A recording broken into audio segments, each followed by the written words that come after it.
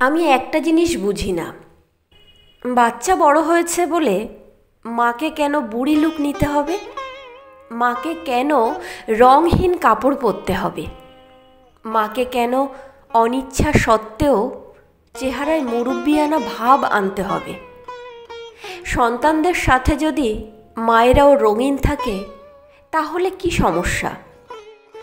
একদল উত্তর দেবে, মায়েদের একটা রেসপেক্ট আছে না, মায়েদের সব কিছু মানায় না।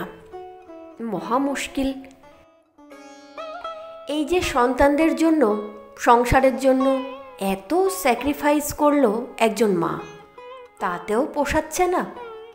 রেসপেক্ট পাওয়ার জন্য সাজা ছেড়ে দিতে হবে, ফিকে কাপড় পরতে হবে।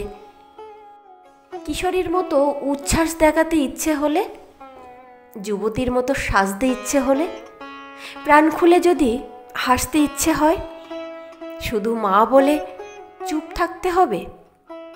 তারও নিজেকে ভালোবাসার, নিজের পছন্দের সাজার অধিকার আছে। এজিং গ্রেসফুলি বলে একটা কথা আছে ইংরেজিতে, যার অর্থ হলো সুন্দরভাবে বয়সকে বরণ করা। যে কোনো মানুষ চাইলেই বয়স হওয়ার ব্যাপারটা এনজয় করতে পারে, কারণ বয়স হওয়াটা একটা ন্যাচারাল প্রসেস, এতে কারো হাত নেই। কিন্তু এই সময়টাকে সুন্দর বানানো সম্পূর্ণ আমাদের হাতে। আমরা যদি আমাদের মায়েদের ভালোবাসি, তাহলে তাকে জিমে যেতে বলবো, নিজের চেহারার যত্ন নিতে বলবো, হেলদি খাবার খেতে বলবো। কখনোই মনে করিয়ে দেব না তুমি শেষ হয়ে যাচ্ছ। মা হলেই কেউ বড় হয় না, সংসারের সব দায়িত্ব নিলেও কেউ মানসিকভাবে বৃদ্ধ হয় না। মানুষের বয়স হয় তখনই যখন সবাই তাকে বয়স্ক হিসেবে ট্রিট করতে থাকে। সম্প্রতি কলকাতায় ঘটে যাওয়া একটা ঘটনা বলি। একটা বিয়েবাড়িতে একজন পঞ্চসর্ধ ভদ্রমহিলা লাল রঙের লিপস্টিক পরে যাওয়ায় তার আত্মীয় স্বজনেরা ভীষণভাবে অপমান করল।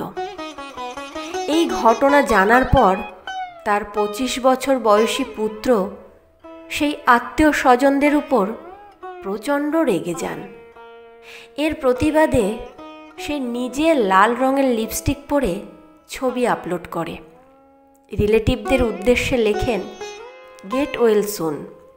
এই দেখার পর আমারও মনে হলো, সত্যিই তো, মায়েরা লাল লিপস্টিক পরতে পারবে না এটা কোথায় লেখা আছে? শুধু মা বলেই সব কিছু চাপিয়ে দেওয়ার আগে বরং আমরা ভাবিই না।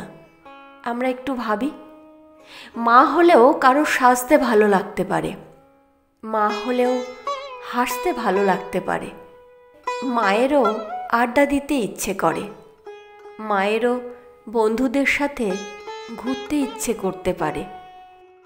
মা হলেই কেউ বাঁচা বন্ধ করে দেয় না, মা বলেই কেউ মরে যায় না।